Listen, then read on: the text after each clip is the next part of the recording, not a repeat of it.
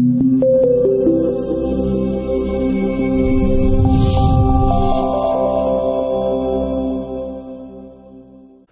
dia, bom dia, bom dia. Caros alunos que estão aqui presentes na sala, que estão aí em casa assistindo. Hoje a gente vai começar a falar de Direito Penal, parte especial. Minha estreia aqui na Fato Concurso. Agradeço aos meus alunos da graduação que estão aqui prestigiando esse momento. Não me esquecerei de vocês, tá? Pessoal de casa também aí. Hoje a gente começa uma nova caminhada para OAB. Direito Penal, parte especial. Hoje nós vamos ver um tema bastante interessante.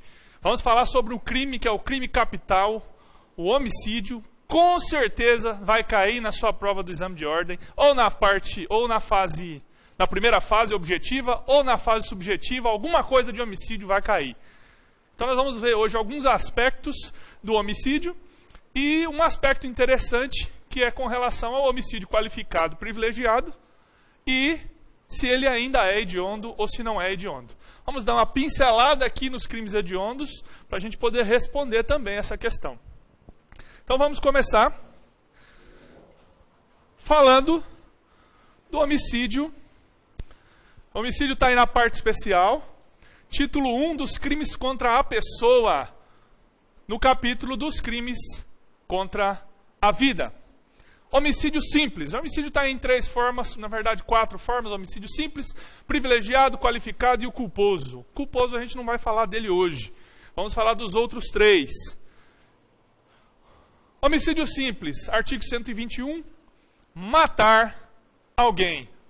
Esse matar alguém, apesar de ser apenas 2 palavras, traz muitas outras agregadas a ela. Pena aí, reclusão de 6 a 20 anos. Vamos ver primeiro o preceito primário. Lembre-se lá, no Direito Penal, parte geral. Todo crime traz no seu artigo um preceito primário e um preceito secundário. Preceito primário é a descrição da conduta. E o preceito secundário, a cominação da pena a essa conduta. Bom, vamos lá. Homicídio simples. Matar alguém. O que é matar? Eliminação da vida. Até aí tudo bem. Mas o que é que eu considero como eliminação da vida? Essa já foi uma das questões de bastante divergência e de consequências muito sérias na vida do direito. Antigamente, por exemplo, muitos médicos temiam fazer um transplante de órgãos por conta da indefinição do que seria o momento da morte. E então eles temiam desligar os aparelhos para fazer o transplante e serem responsabilizados pelo crime de homicídio. E aí? A vida termina quando? Com a cessação da atividade encefálica, morte cerebral, ou com a cessação dos batimentos cardíacos? Essa era a questão que devia ser respondida. Essa era a dúvida dos médicos e o temor dos médicos. Em 1997, foi editada então a Lei 9434 de 97, e no artigo 3º resolveu essa questão. Morte é a cessação da atividade encefálica. Então a morte cerebral é o que define a cessação da vida. E alguém? Quem que é esse alguém? Pode ser um cachorro? Pode ser um papagaio? Pode ser um cavalo? Não. Alguém é uma pessoa humana. Qualquer pessoa humana? Não. Alguém que já nasceu. Vida humana extrauterina. A proteção à vida humana intrauterina não está no artigo 121. Ela está no infanticídio. Nós vamos ver a partir de terça-feira aqui no cursinho da OAB. Está lá no infanticídio. Também está no capítulo dos crimes contra a vida, mas é uma vida intrauterina. Nós vamos ver isso aí direitinho na terça-feira. Convido a todos vocês que estão no preparatório para a ordem para assistirem essa aula aí, na terça de manhã e na terça à noite. Bom, vamos lá então. Matar, eliminação da vida, já dissemos que a cessação da atividade encefálica. Resolvida essa questão. Alguém, pessoa humana, a vida extrauterina. Bom, então o conceito seria, conceito de homicídio, eliminação da vida humana extrauterina provocada por outra pessoa. Certo? Eliminação da vida humana extrauterina provocada por outra pessoa. Esse seria o conceito aí de homicídio. O preceito primário está ali. Só 2 palavras, mas que trazem uma carga muito grande de informações. Bom, vamos continuar então. No homicídio simples aí, nós temos, na verdade, em todo homicídio, né? Sujeito ativo e sujeito passivo. Quem é que pode ser sujeito ativo do homicídio? Quem é que pode praticar o homicídio? Qualquer pessoa. Não exige uma qualidade especial. Diferentemente, por exemplo, do infanticídio. A mãe que mata o próprio filho em estado puerperal.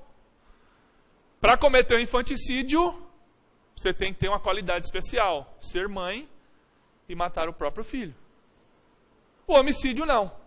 Qualquer pessoa pode cometer homicídio. Não exige requisito especial de ninguém.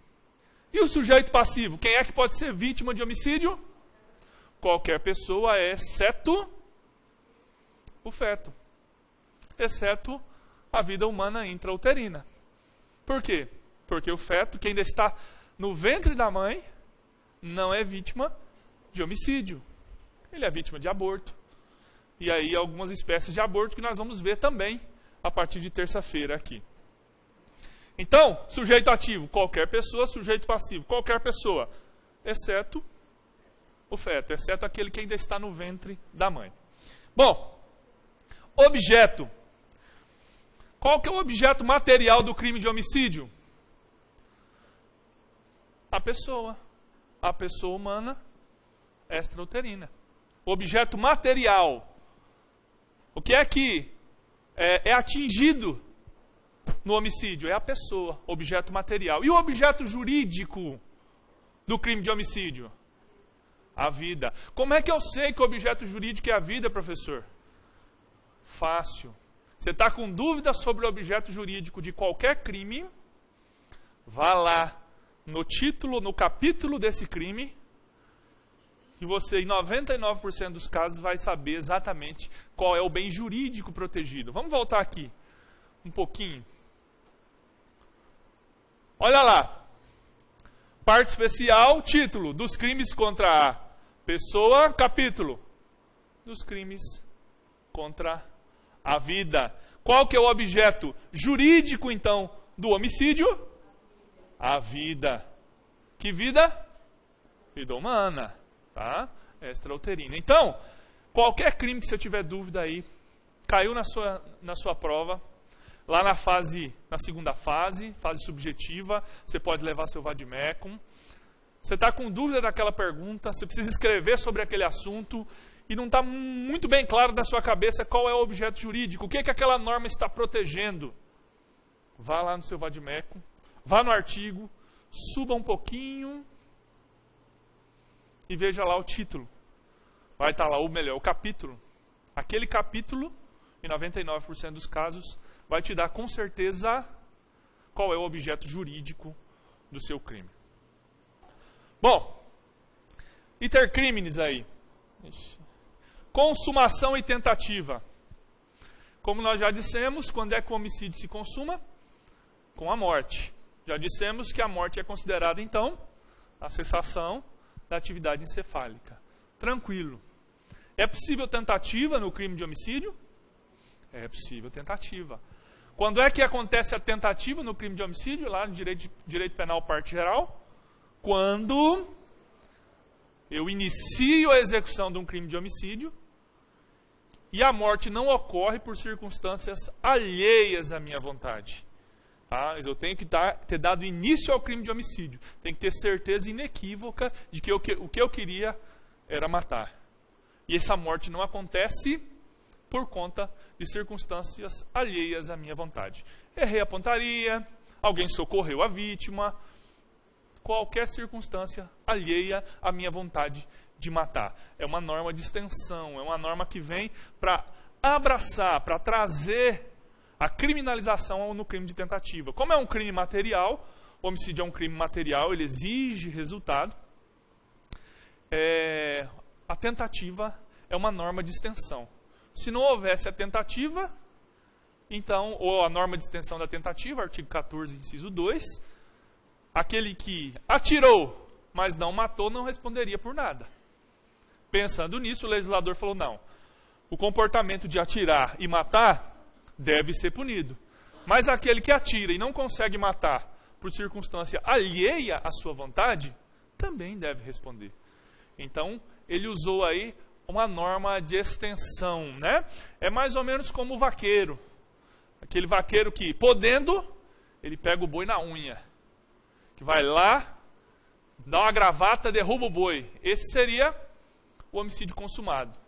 E a norma de extensão? Seria aquele que, quando não pode pegar o boi na unha, usa um laço. Vai lá, pega o laço e, lá longe, e traz o boi para perto dele. Essa seria a norma de extensão. Exatamente, ele não conseguiu pegar na mão. Ele não conseguiu criminalizar exatamente aquela conduta. Porque a conduta está matar alguém. Alguém podia dizer, mas espera aí, alguém morreu? Não, então não cometi esse crime. Aliás, como já aconteceu, já ouvi alguém que foi processado pelo crime de homicídio, falar, homicídio? Estão dizendo que eu cometi homicídio? Não, cadê o corpo? Ninguém morreu. Eu falei, não, o senhor está sendo processado de tentativa de homicídio. Mas, então a tentativa é uma norma de extensão. É um laço que o legislador usou quando ele não pode pegar o boi com a unha. Então, vocês se lembrem aí, norma de extensão, para poder trazer a criminalização para aquela conduta, mesmo quando o resultado não é exatamente aquele previsto na lei. A lei é matar alguém, se não morreu, mas não morreu por circunstância alheia à minha vontade, responde a si mesmo por conta da norma de extensão, por conta da tentativa. Bom, elemento subjetivo. O homicídio ele pode ser doloso ou culposo. O dolo, quando há intenção, ou na modalidade de dolo eventual, quando ele assume o risco de produzir o resultado morte. Culposo, é possível homicídio culposo? Possível, tranquilo, quando o resultado é causado por imprudência, negligência ou imperícia. Tranquilo. Hoje nós não vamos falar do homicídio culposo, vamos falar do doloso, mas a diferença básica está aí. É só quando o dolo é só quando não há intenção, quando há intenção de matar? Não. Dolo eventual também, quando assume o risco de produzir o resultado morte. Qual que é um dos casos mais famosos que tem acontecido aí e que tem sido processado como homicídio doloso? Embriaguez, né? Bebeu, dirigiu, causou um acidente, matou alguém. O Ministério Público não tem denunciado mais no homicídio de trânsito. Tem denunciado homicídio doloso na modalidade dolo eventual. Porque, segundo o posicionamento majoritário atual, aquele que bebe e dirige sabe da grande chance de produzir o resultado morte, de matar alguém, de causar um acidente e matar alguém. Portanto, ele está, na verdade, assumindo o risco pelo resultado. Se beber, não dirija. Essa é a campanha veiculada a cada 10, 15 minutos na TV. Por conta dessa publicidade do risco do acidente, a jurisprudência já está pacífica aí, que homicídio, bebeu ou dirigiu, causou acidente e matou alguém, você cometeu homicídio doloso na modalidade de dolo eventual. Tá? Culposo, imprudência, negligência, imperícia. Culposo nós vamos ver um pouquinho melhor a partir de terça-feira aqui no curso da OAB da Fato Concurso. Preceito secundário, como eu disse para vocês, o preceito primário é a descrição da conduta e o preceito secundário, cominação da pena. Cominação da pena de 6 a 20 anos para o homicídio simples. Homicídio simples, cominação da pena de 6 a 20 anos. Vamos lá. Se alguém tiver alguma pergunta, tá? Pode levantar a mão e fazer. O pessoal que está em casa também aí. Se tiver perguntas, Manda aí pela internet que a turma vai imprimir e vai trazer para mim. E aí nós vamos responder. Vamos lá. Agora nós vamos falar do homicídio. Saímos do homicídio simples, vamos falar do homicídio privilegiado. Homicídio privilegiado. O que é o privilégio? Privilégio é uma causa de diminuição de pena.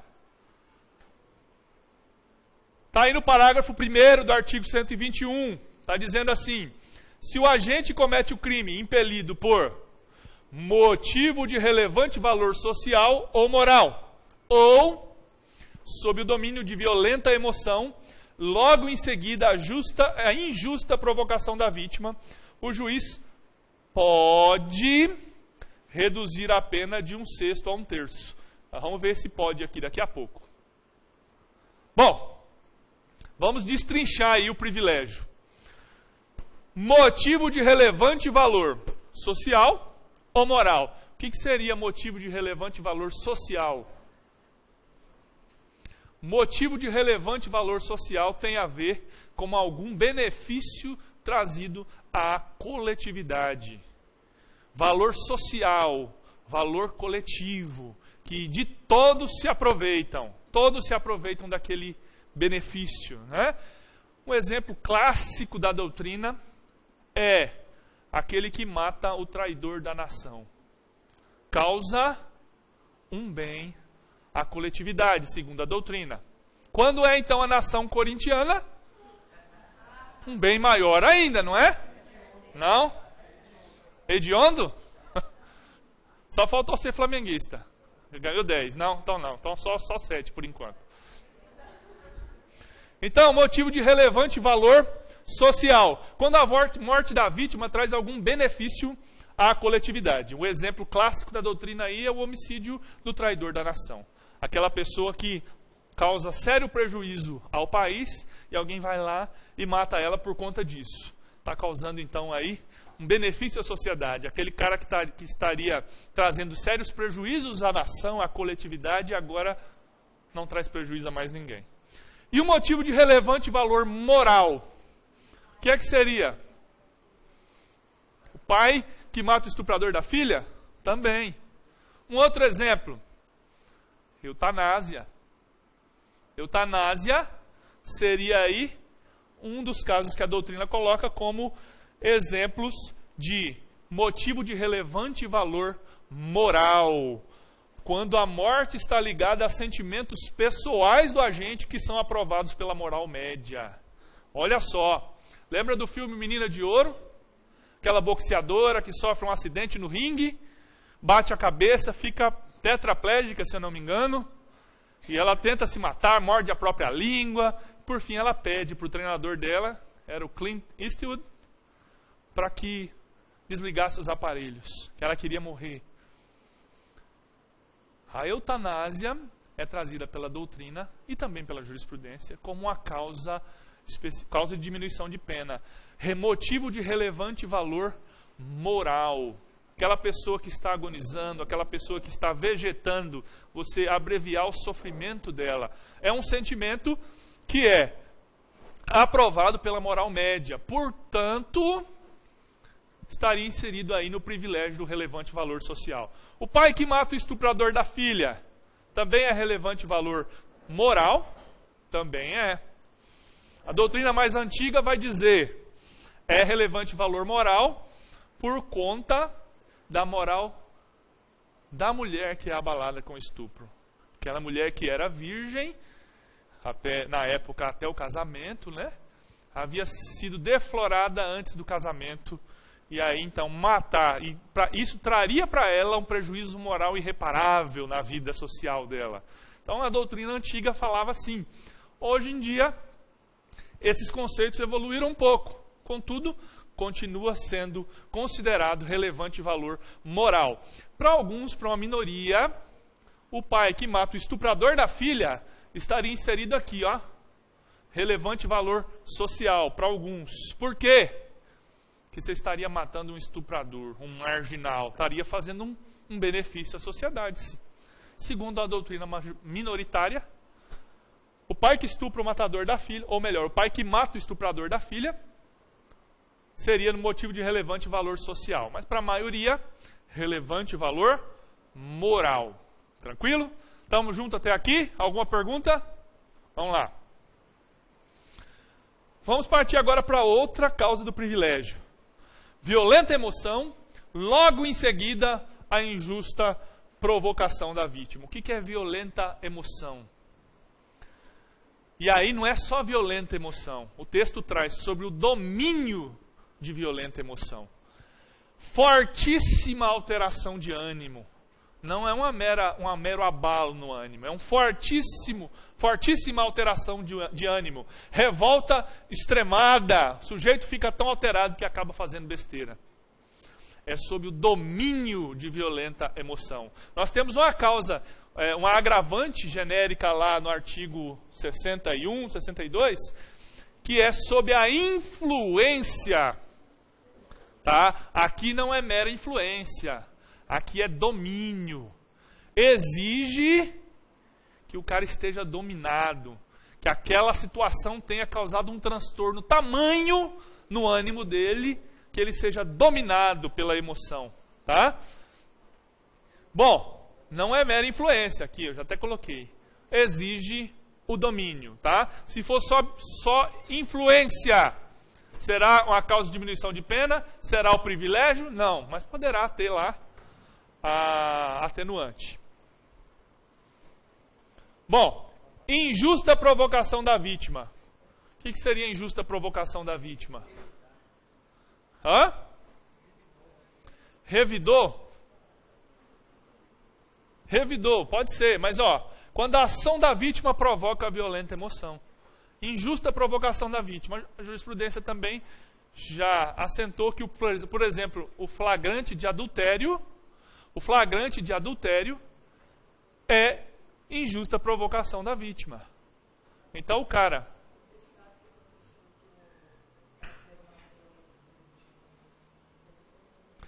estavam perguntando no caso aqui em Mato Grosso, que um caso em que um funcionário caseiro de uma chácara, de uma fazenda, teria matado o patrão por supostamente tá mantendo relação sexual com a esposa do caseiro, né?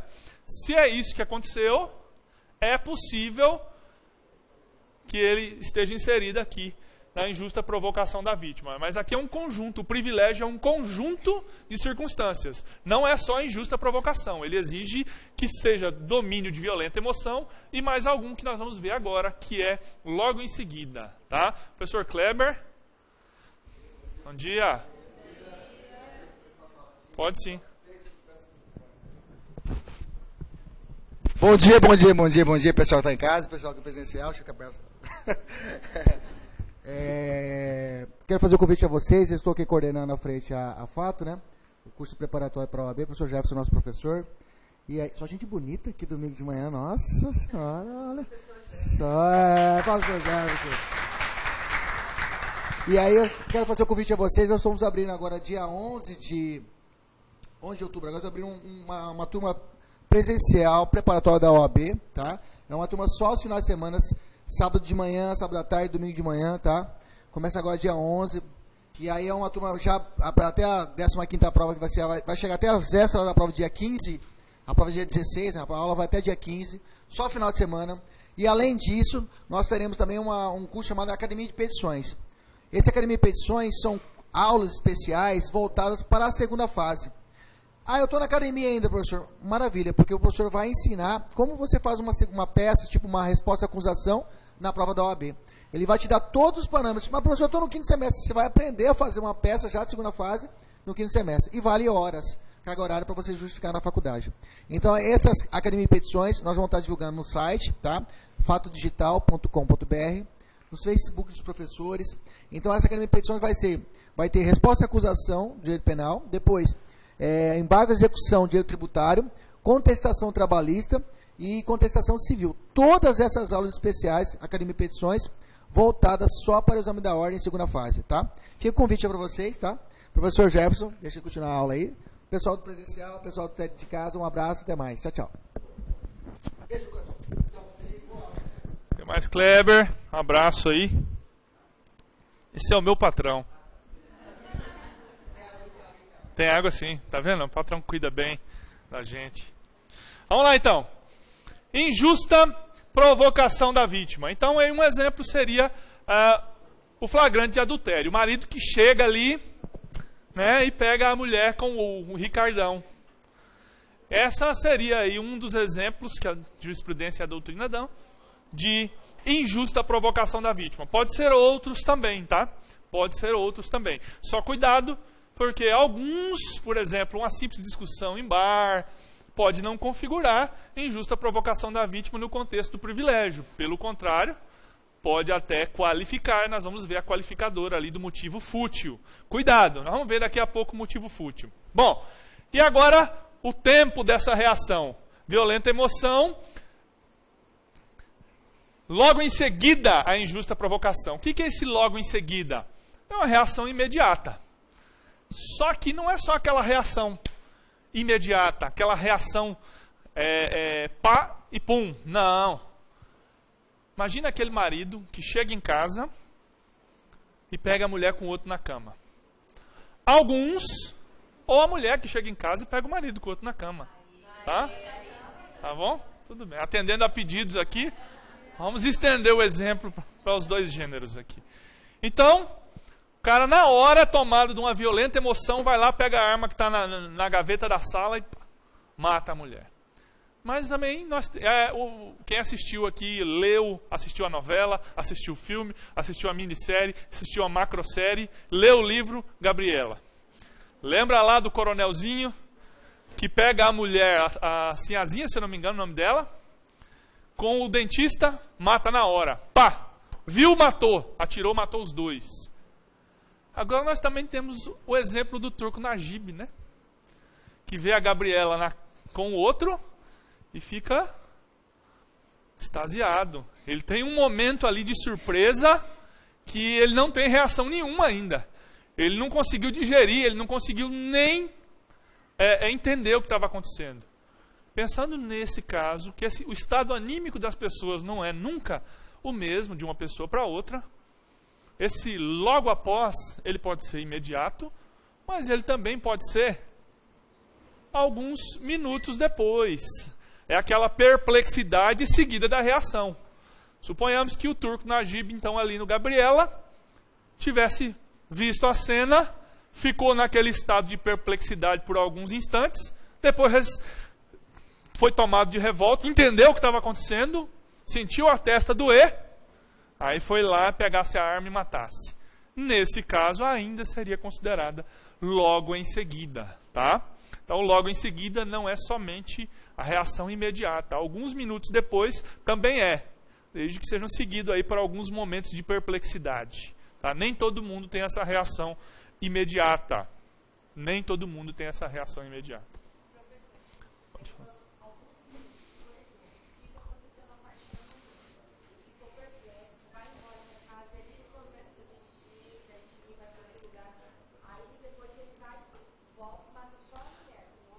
A pergunta aqui então só para o pessoal de casa entender também. Esse alguns minutos, quanto tempo dura? É isso? Quanto tempo é alguns minutos? Depende da perplexidade do cara. Se a gente conseguir demonstrar que esse estado de perplexidade durou 5 minutos, 10 minutos, meia hora, 1 hora, às vezes o cara saiu dali, foi para o outro quarto e ficou chorando 2 horas. Na hora que acabaram-se as lágrimas, ele saiu de lá e resolveu matar. Depende do estado de perplexidade. Vai depender muito da circunstância. No caso concreto, é que a gente vai avaliar se houve ou se não houve esse logo em seguida. Tá? Mas acredito que se esse estágio de perplexidade durou um determinado tempo, e foi logo em seguida, ao fim desse estado de perplexidade, ele cometeu, ainda estaria no logo em seguida. Tá? Até porque o privilégio é um benefício para o réu, não é? Não é uma causa de diminuição de pena? Então, eu posso usar algumas analogias aí em favor do réu. Tá? Bom, observação importante para você saber no momento do seu exame de ordem. Todas as causas de privilégio são subjetivas. Se referem a motivos, ao estado subjetivo da pessoa. Todas as causas de privilégio são subjetivas. Tá? Nós vamos ver ali que as as qualificadoras, elas são objetivas e subjetivas. E isso vai ter suma importância quando a gente for ver o homicídio qualificado privilegiado. Então, primeira observação, falou privilégio,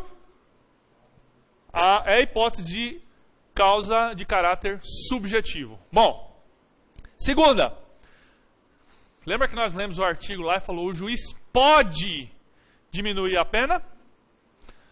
O juiz pode diminuir a pena? Pois é. Esse pode diminuir a pena aí, segundo a jurisprudência, ela não é uma faculdade do juiz. Pode diminuir a pena, mas a jurisprudência falou não. Isso aqui é direito subjetivo do réu. Direito subjetivo do acusado. Não cabe ao juiz fazer essa valoração se vai ou se não vai aplicar a causa de diminuição, uma vez que já tenha sido reconhecido o privilégio. Então, quer dizer, reconheci o privilégio, mas não aplico a causa de diminuição? Negativo. Se o privilégio foi reconhecido, a causa de diminuição tem que ser aplicada. É direito subjetivo do réu. Lembrando vocês que, agora invadindo um pouco a aula de processo penal, que o privilégio é uma tese de defesa. É uma tese de defesa. Esse privilégio normalmente não vai constar na acusação e nem o juiz na fase de pronúncia, até porque o homicídio é julgado onde? Tribunal do júri, crimes dolosos contra a vida. Tribunal do júri tem um procedimento dividido em duas fases. A primeira fase, que é o sumário da culpa, que vai até a pronúncia, onde o juiz pode, na verdade, pronunciar, impronunciar, desclassificar ou absolver. Pois é, se o juiz pronunciar, na pronúncia, ele não deve incluir essa causa de diminuição. Na pronúncia, ele deve incluir crime e as qualificadoras. Causas de aumento, causas de diminuição, agravantes e atenuantes são teses para o plenário do júri. Tá? Então, o privilégio não vai constar lá na pronúncia. Foi pronunciado por homicídio privilegiado. Não. Você que é advogado, no plenário do júri, é quem deverá arguir o privilégio. E se os jurados votarem sim para o quesito privilégio, se os jurados disserem sim, entendemos que esse crime foi cometido, esse homicídio foi cometido por relevante valor social ou moral, ou sob o domínio de violenta emoção, logo após injusta provocação da vítima, se o jurado reconheceu e votou sim, o juiz aplicador da pena, o juiz presidente do tribunal do júri, deve diminuir a pena. Não é uma faculdade dele. É um direito subjetivo do réu. Foi reconhecido o privilégio? Foi. Causa de diminuição é direito do réu. Ok? Podemos caminhar? E uma terceira observação aqui, né? O privilégio não se comunica a coautores e partícipes, tá? Aquela causa, por exemplo, o pai que está ali, encontrou o estuprador da filha e começou a desferir facadas nele. Aí você está passando na rua, viu ele fazendo aquilo e resolveu ajudar. Afinal de contas, ele é seu amigo. E você foi lá dar facadas também. Esse privilégio não se estende a você. Só o pai. Só ele tinha esse motivo. Você não. Ok? Então, 3 observações aí importantes para o seu exame de ordem.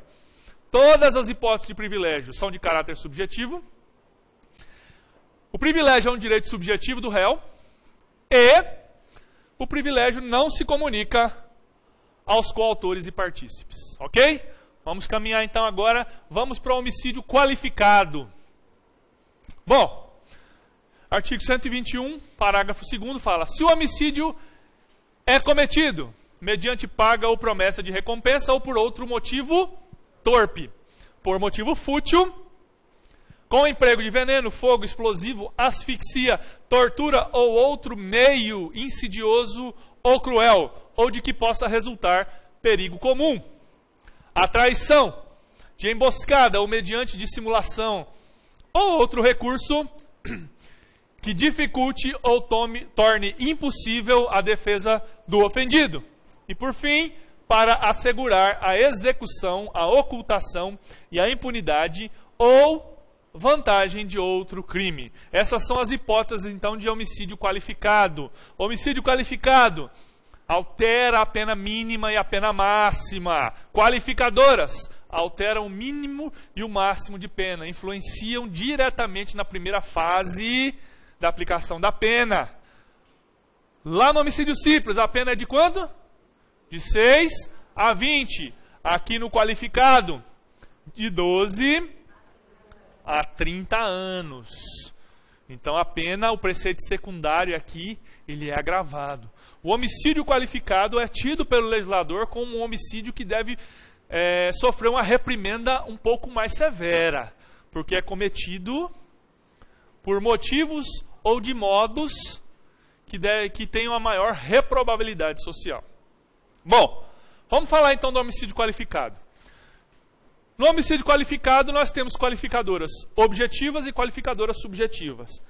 No homicídio simples, ou melhor, no homicídio privilegiado, sempre subjetiva. No homicídio qualificado, subjetivas e objetivas. Quais são as subjetivas, as qualificadoras subjetivas?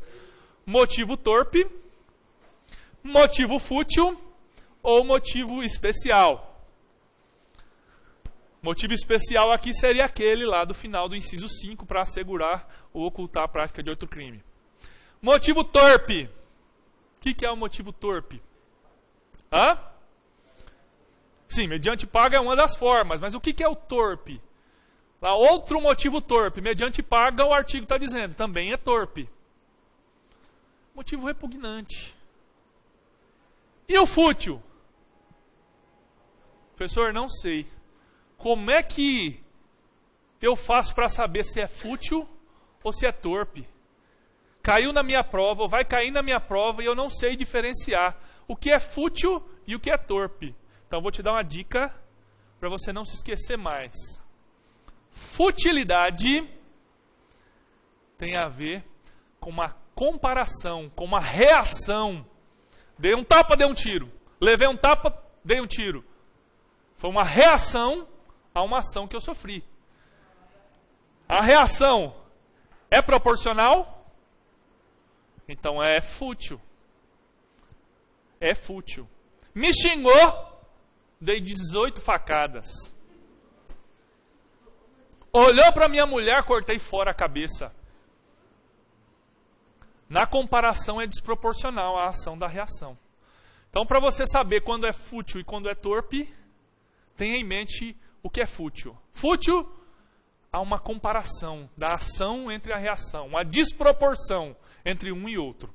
Os outros quase sempre vão ser torpes. Com essa regrinha, você acerta quase todas as perguntas de homicídio torpe e fútil, tá? E aí você vai dar uma olhadinha lá na jurisprudência para ver algumas causas que são consideradas motivo torpe e outras que são consideradas fútil. Por exemplo, matar os pais para ficar com a herança é torpe, tá? Ciúmes é motivo fútil, motivo torpe? Torpe? Alguém aqui já sentiu ciúmes? Cuidado, viu? Cuidado. Ciúmes não é tido como motivo torpe nem motivo fútil. A maioria da jurisprudência fala que ciúmes é um motivo justo. Justo não, né? Mas é um motivo relevante, né? Porque mexe com o estado anímico da pessoa. Aquele que matou a mulher em flagrante adultério, matou por quê? Por amor? Matou por ciúmes. Então vamos lá.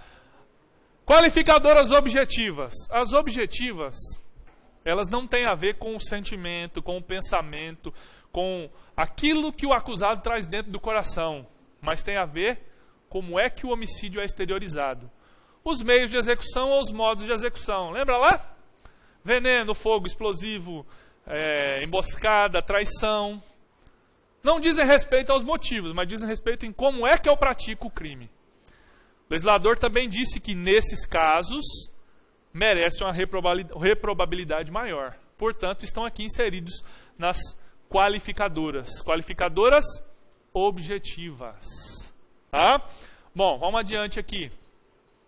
E o homicídio qualificado privilegiado? O que seria isso? Seria um homicídio que foi cometido em que há alguma causa de privilégio e também há alguma causa de qualificar, alguma qualificadora.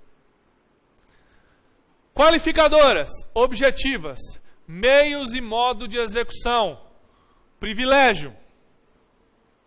Subjetivo, privilégio eu falei, sempre é subjetivo. Então vamos analisar as qualificadoras objetivas, mais o privilégio que é subjetivo. É possível o homicídio qualificado privilegiado no que se refere a qualificadoras objetivas?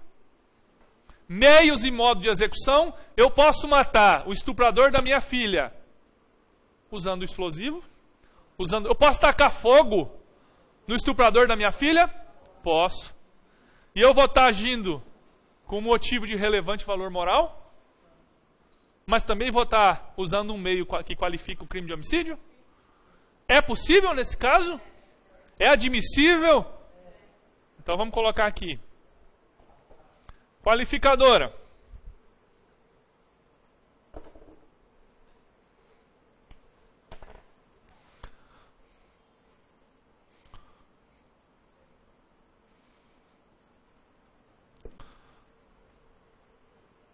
Objetiva.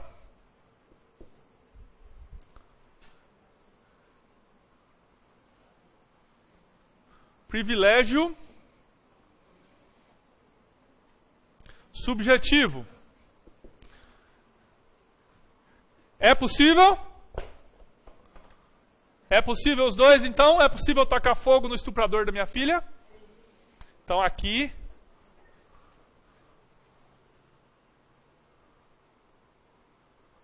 É possível, beleza.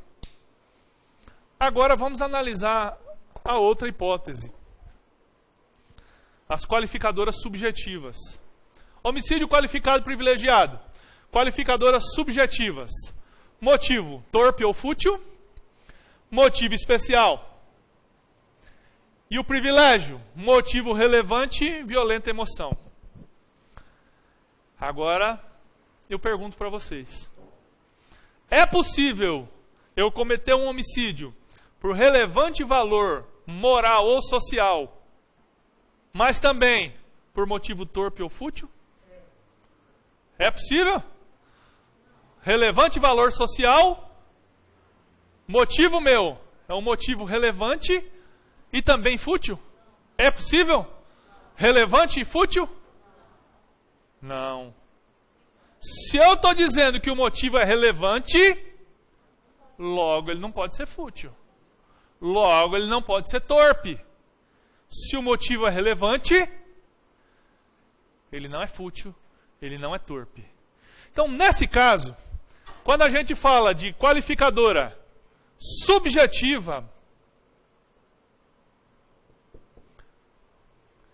e o privilégio, que também é subjetivo,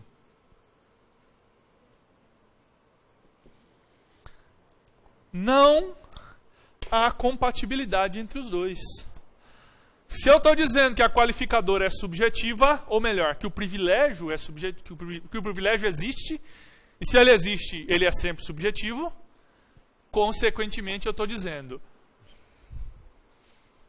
não é qualificado pelo motivo. Se ele é privilegiado pelo motivo, não pode ser qualificado pelo motivo. Exatamente. A relevância, o motivo relevante é o que torna ele privilegiado. Portanto, se o motivo é relevante, não é fútil e nem é torpe. Aqui, é possível esses dois? Qualificadora subjetiva com privilégio? Não. Então aqui, ó, subjetiva com subjetiva não pode. Aliás, mais uma vez dando uma pitadinha aqui na aula de processo, lá no tribunal do júri, se o cara foi pronunciado por homicídio qualificado, por motivo torpe ou motivo fútil, e na tese de defesa, no plenário do júri, você, advogado de defesa, advogou a tese de privilégio, na hora de votar os quesitos lá, os jurados votam respondendo a pergunta, sim ou não. O juiz, antes da qualificadora, vai ter que incluir o quesito do privilégio. Por quê? Porque se o jurado disser, sim, esse homicídio é privilegiado, o motivo é relevante, o juiz nem vai votar o quesito da qualificadora subjetiva. Se tiver uma qualificadora subjetiva e o privilégio, e o jurado votou sim para o privilégio, o jurado reconheceu, os jurados reconheceram o privilégio, então, nesse caso, o juiz nem vai votar o quesito das qualificadoras. Ele vai colocar lá, prejudicado. Por quê? Porque com relação ao motivo, o jurado já disse que para ele o motivo é relevante. Então eu não vou perguntar se o motivo é fútil ou se é torpe. Ele já disse que o motivo é relevante. As teses são incompatíveis. Então o privilégio com a qualificadora subjetiva são incompatíveis.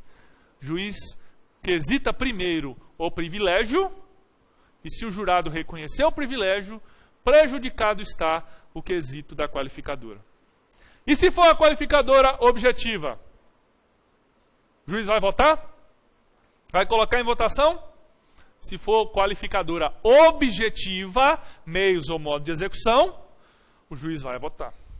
Então o jurado falou, o motivo para mim é relevante, mas a qualificadora é meio ou modo de execução. Fogo, veneno, traição, emboscada, o jurado vai votar. É perfeitamente possível, porque nesse caso nós estaríamos aqui, ó, objetiva com subjetiva. É possível? É. Aqui o objetivo não diz respeito a motivo, e o subjetivo diz respeito a motivo.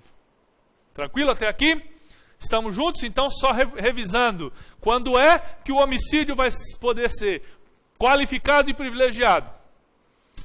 Quando a qualificadora for objetiva. Se a qualificadora for subjetiva, incompatível com o homicídio qualificado e privilegiado. Estamos juntos? Vamos avançar mais um pouquinho então. Bom, então vamos responder agora a questão aqui.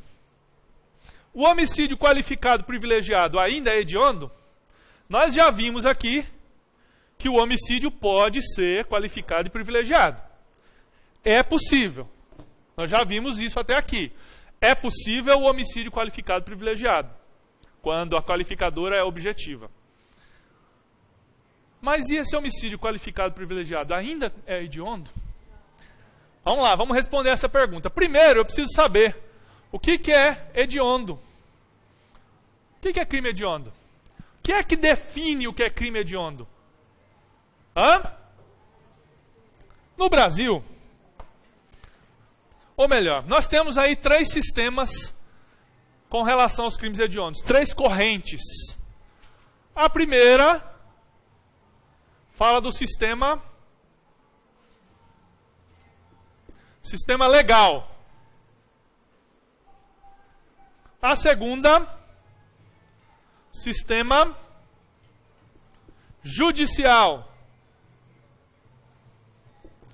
E a terceira, sistema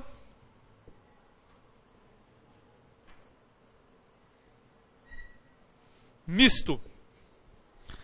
O que seria crime hediondo, então? Para a primeira corrente, os crimes hediondos são aqueles que são elencados, que são trazidos pela lei.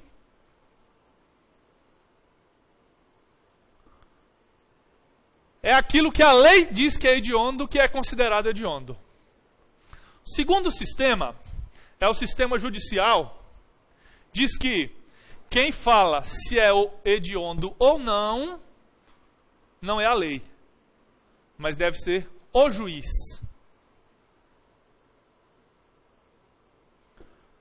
diz que o juiz é quem vai definir se o crime é hediondo ou se não é hediondo. E o terceiro, que é o misto. Misto diz que a lei vai definir um rol exemplificativo de crimes hediondos, mas o juiz, no caso concreto, também pode dizer que determinado crime é hediondo ou não. Então aqui, a diferença das três aqui. A primeira, o sistema legal está na lei e é um rol taxativo.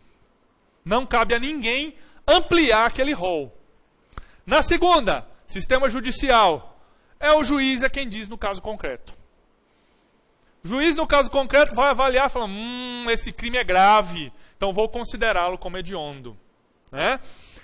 Um exemplo, uma analogia para a gente entender esse sistema judicial aqui, a gente pode utilizar uma analogia ao direito americano, por exemplo, para vocês entenderem melhor. Lá vocês sabem que o menor de 18 pode ser julgado como adulto, não é? Quando é que o menor vai ser julgado como adulto? Está lá na lei? O juiz, no caso concreto, é quem vai avaliar se aquele menor vai ser julgado como adulto ou como criança. Aqui no Brasil isso é possível com relação ao menor? Não. Isso é só um exemplo para vocês entenderem como é que funciona. Seria mais ou menos a mesma coisa. No Brasil, não teria rol de crimes hediondos, mas o juiz, no caso concreto, vai falar, esse crime eu acho muito grave e hediondo. Qual que é a crítica a esses sistemas aqui? Crítica ao primeiro sistema, o da lei. É um sistema que privilegia ou pode privilegiar o perigo em abstrato dos crimes, em detrimento do perigo concreto. Por exemplo, latrocínio, perigo concreto. Mas pode privilegiar um crime de perigo abstrato. E de fato privilegiou. Alguém aqui se lembra, alguns anos atrás, né, não poucos anos, mas em 98, as reportagens sobre as pílulas anticoncepcionais de farinha, vocês se lembram disso? Pois é. A repercussão desse fato fez o legislador incluir no rol dos crimes hediondos o artigo 273, parágrafo 3º, vê para mim se é o 3º do Código Penal, 273, parágrafo 3º do Código Penal, se eu não me engano, falsificação de medicamentos. Falsificação de medicamentos. A repercussão que gerou as pílulas de farinha fizeram com que o juiz, ou com que o legislador incluísse no rol dos crimes hediondos o artigo 274? Certeza? Falsificação de remédios.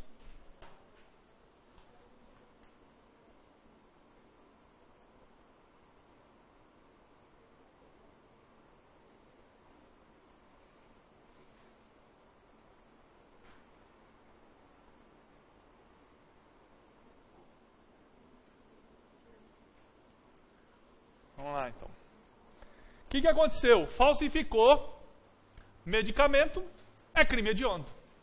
Olha só, vamos parar um pouquinho para a gente pensar aqui. No homicídio qualificado, no latrocínio, qual que é a consequência do crime? Morte. E qual que foi a consequência da pílula anticoncepcional de farinha? Vida. Mulherada ficou grávida.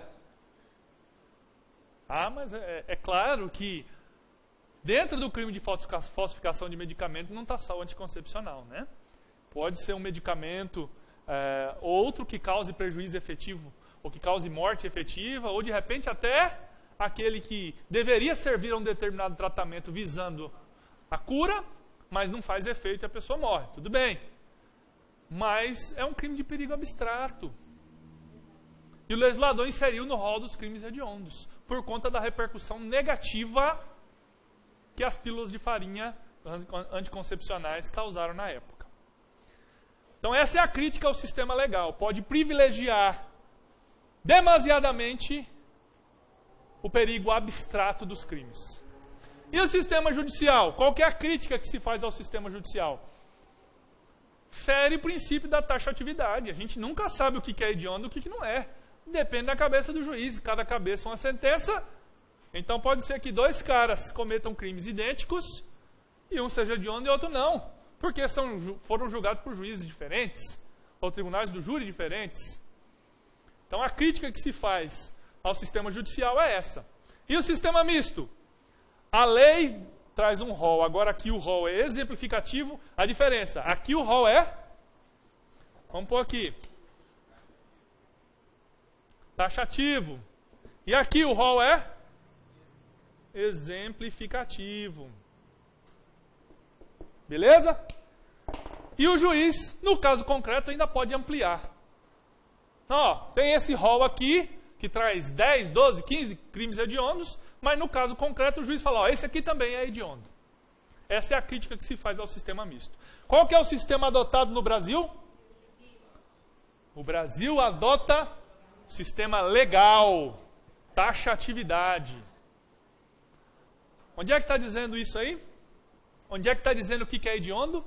Lei dos crimes hediondos. Nós temos uma lei que traz os crimes hediondos e fala, são considerados hediondos os seguintes crimes, todos tipificados no Código Penal, consumados ou tentados. Vamos ver o rol dos crimes hediondos aí da nossa lei. Na verdade, nós vamos ver só o inciso primeiro, que é o que nós estamos falando hoje. O homicídio, quando praticado em atividade típica de grupo de extermínio, não é esse que nós vamos avaliar agora, mas é, ainda que cometido por uma... Aqui, o segundo, o homicídio qualificado. Qual qualificadora? Falou aqui? Parágrafo 2º, inciso 1, 2, 3, 4, 5. Todas as qualificadoras. Qualquer homicídio qualificado é hediondo. Todo homicídio qualificado é hediondo. Assim diz o artigo 1º, inciso 1 da Lei dos Crimes Hediondos. O Brasil adotou o princípio, ou melhor, o sistema legal. E aqui falou, todo homicídio qualificado é hediondo. Beleza. Quais são as consequências da hediondez? Se eu digo que o crime é hediondo, qual que é a consequência disso? Primeira consequência, proibição de anistia, graça e indulto. 2, inafiançabilidade. Os crimes hediondos ainda são inafiançáveis. Até 2007, também estava inserido aqui a proibição de liberdade provisória, tá? Até 2007, no mesmo inciso que falava da proibição da fiança, da vedação da fiança, também falava da vedação de liberdade provisória. O que aconteceu com a liberdade provisória? Em 2006, o STF, julgando um HC, controle difuso, falou, esse inciso, essa proibição da liberdade provisória é inconstitucional. 2007, o legislador falou, vamos mudar então a lei. O legislador foi notificado da inconstitucionalidade e modificou a lei. Lei 11.464 de 2007, alterou a redação do inciso que falava da liberdade provisória e excluiu a expressão liberdade provisória. Ficou somente fiança, proibição de fiança. Tá? Depois disso, o STF já editou, inclusive, a súmula vinculante de número 26, que fala que a liberdade também... não, minto, a súmula vinculante é com relação aos regimes. Beleza. Regime inicialmente fechado. Regime inicialmente fechado. Antes, o regime era integralmente fechado. O STF também declarou inconstitucional. Esse aqui, ele editou a súmula vinculante. Regime integralmente fechado. STF disse que é inconstitucional e editou a súmula vinculante de número 26. Nessa súmula ele falou, porque o legislador, em 2007, também alterou esse inciso. E, em vez de colocar integralmente fechado, modificou para inicialmente fechado, mas antes era integralmente fechado. O legislador, o STF falou que é inconstitucional, integralmente fechado, fere o princípio da individualização da pena, fere a forma progressiva de cumprimento da pena. E depois o STF editou, então, também a súmula vinculante número 26, dizendo: todos os crimes cometidos antes de 2007 devem observar a inconstitucionalidade do regime integralmente fechado. E quer dizer o quê? Aqueles crimes antes de 2007, antes da Lei 11.464/07, que também alterou o início de cumprimento da pena, devem observar a regra geral para a progressão de regime. 1/6. 1/6. Depois de 2007, 2/5 e 3/5. Aliás, esse é o próximo item aqui.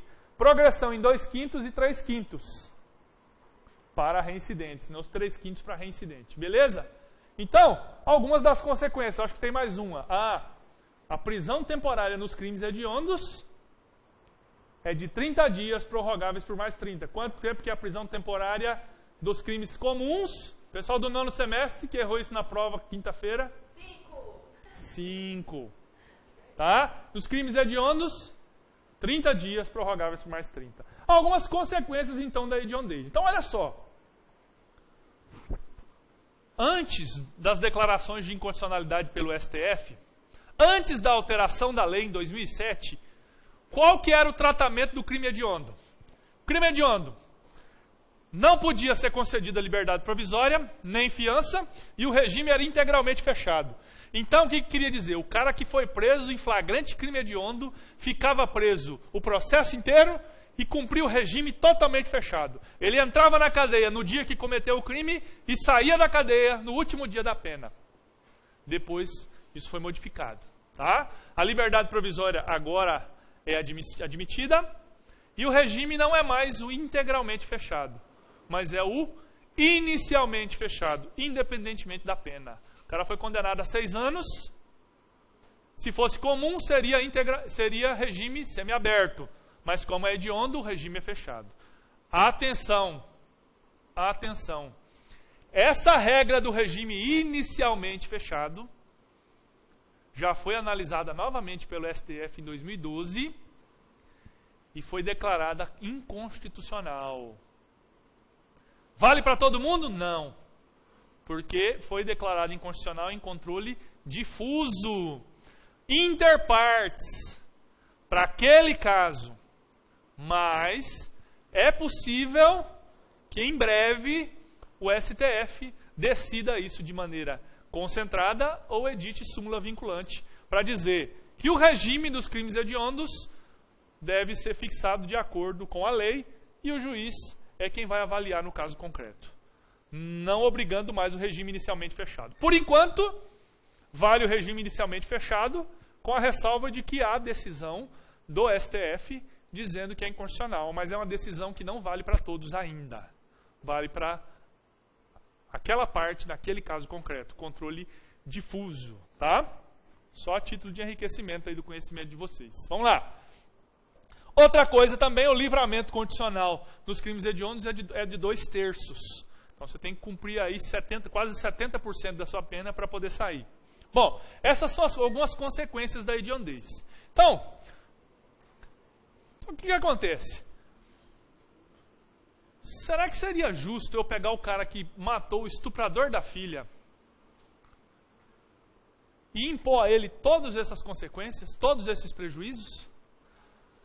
O homicídio privilegiado, mas o homicídio também é qualificado. É qualificado, mas é privilegiado. Ele continua sendo hediondo? Não continua sendo hediondo? Mas é hediondo porque está lá na lei. Mas o cara que matou o estuprador da filha, ficar preso esse tempo todo, ter todos esses prejuízos, essa agravação da pena, mesmo tendo sido reconhecido que o motivo do crime dele foi relevante? Pois então. Aí nós vamos fazer uma interpretação, nós vamos fazer uma analogia, e a analogia que cabe porque ela é em favor do réu. Artigo 67 do Código Penal fala do concurso de circunstâncias agravantes e atenuantes. Não está falando de qualificador e privilégio, por isso eu disse, vamos fazer uma analogia. Artigo 67 fala assim: no concurso de agravantes e atenuantes, a pena deve aproximar-se do limite indicado pelas circunstâncias preponderantes. Vamos anotar essa palavra aqui. preponderantes.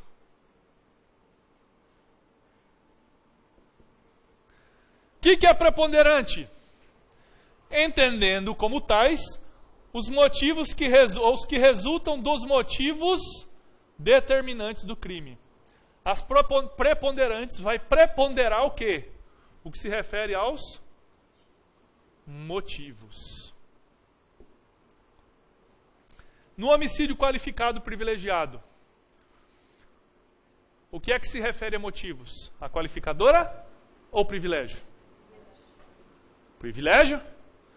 Cabe somente qualificado privilegiado quando as qualificadoras são objetivas e o privilégio subjetivo. Então, nesse caso, vai preponderar o motivo no qualificado privilegiado. Qualificado privilegiado.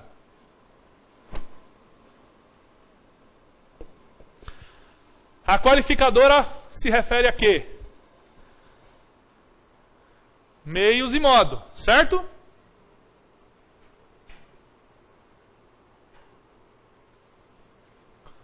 Certo?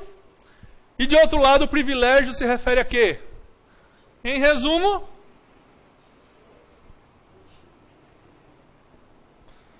dessas duas, qual é a que deve preponderar? Qual é a que prepondera? O que o artigo 67 está dizendo? Resultam dos motivos. Então, olha só, o que é que vai preponderar? Os motivos. O que é que prepondera? Privilégio vai preponderar. Então, o homicídio qualificado, privilegiado, ainda é hediondo? Aliás, a jurisprudência já assentou esse posicionamento. E aí, aqui agora, nós vamos incluir um quarto sistema para definir os crimes hediondos, que é o sistema do STF. Então, põe aqui, quarto sistema. É o sistema legal temperado. O que o sistema legal temperado? O que o STF falou? O que é o sistema? O que é o sistema legal temperado? É aquele sistema em que a lei traz um rol que é taxativo, mas no caso concreto, o juiz confirma se é hediondo ou se não é hediondo. Qual que é a diferença desse para o misto, professor? No misto, a lei traz um rol exemplificativo e o juiz pode acrescentar outros. No sistema legal temperado, de quem que é esse sistema aqui? STF. No sistema legal temperado, a lei traz um rol taxativo, mas no caso concreto o juiz fala: esse aqui eu deixo de aplicar a hediondez. Não é o caso do misto. O misto, o juiz, é um crime que não está no rol e o juiz inclui. No sistema legal temperado é um crime que está no rol, mas o juiz, no caso concreto, deixa de reconhecer a hediondez. Exemplo do sistema legal: homicídio qualificado privilegiado. O artigo da Lei dos Crimes Hediondos fala que o homicídio qualificado é hediondo. Contudo, o STF falou, nesse caso, qualificado privilegiado deixa de ser hediondo. Porque os motivos devem preponderar. E os motivos se referem são causa do privilégio. Portanto, deve preponderar o privilégio sobre os crimes hediondos. Mas, professor, o cara cometeu um crime lá com fogo, não vai sofrer nenhum prejuízo por isso? Vai. A pena do crime dele vai ser a pena do crime hediondo. Ou melhor, a pena do homicídio qualificado, de 12 a 30 anos, com a causa de diminuição. Nesse caso, o STF falou, esse agravamento da pena que era de 6 para 20, de 12 para 30, já é suficiente para reprimir, ou melhor, já é uma reprimenda suficiente para o cara que comete um homicídio qualificado nas qualificadoras objetivas. Agora, como ele foi qualificado e privilegiado ao mesmo tempo, o privilégio se refere a motivos, eu retiro a hediondez desse crime. Então, todas aquelas consequências do crime hediondo não vão se aplicar a ele. Jurisprudência está aí. A Lei 8.872, alterada pela 9.389/30, em seu artigo 1º, considera o hediondo, entre outros, homicídio qualificado consumado ou tentado. Não faz nenhuma referência à hipótese de homicídio privilegiado. A extensão aqui viola o princípio da reserva legal previsto entre nós, tanto na Carta Magna e regra infraconstitucional. Por óbvio, que também se aplica à fase de execução da pena, tá? Na hora de executar a pena, o juiz da execução penal também deve levar em conta isso. Para quê? Se o homicídio não é hediondo, a progressão se dá em quanto tempo? 1/6. Se é hediondo, 2/5. Então o juiz da execução penal também deve observar. Coloquei aqui mais duas jurisprudências que falem, por incompatibilidade axiológica e por falta de previsão, o homicídio qualificado não integra o rol dos crimes hediondos. E uma última jurisprudência também, dizendo a mesma coisa. Não é crime hediondo o homicídio qualificado privilegiado. A Alessandra perguntou aí da pílula anticoncepcional de farinha. É isso? Isso mesmo, Alessandra. Foi essas pílulas anticoncepcionais de farinha que motivaram o legislador a incluir nos rolos dos crimes hediondos o crime de falsificação de medicamento. Tá? Alguma dúvida de vocês até aqui? Então, o homicídio qualificado privilegiado ainda é crime hediondo? Concluímos, então, que não. Que não. Qual que é o sistema adotado no Brasil hoje para definir crimes hediondos? É um sistema legal, pela lei, mas o STF criou um quarto, sistema legal temperado. E nesse sistema legal temperado ele falou, os crimes hediondos, ou melhor, o homicídio qualificado, privilegiado, apesar de ser qualificado e o qualificado ser crime hediondo, nesse caso, retiro a hediondez, não é hediondo. Ok? Alguma dúvida? Pessoal de casa, muito obrigado. A partir de terça-feira, nós estaremos aqui ministrando as aulas de Direito Penal na parte especial para o exame da OAB. Pessoal que está aqui presente também, muito obrigado. Pessoal que está no nono...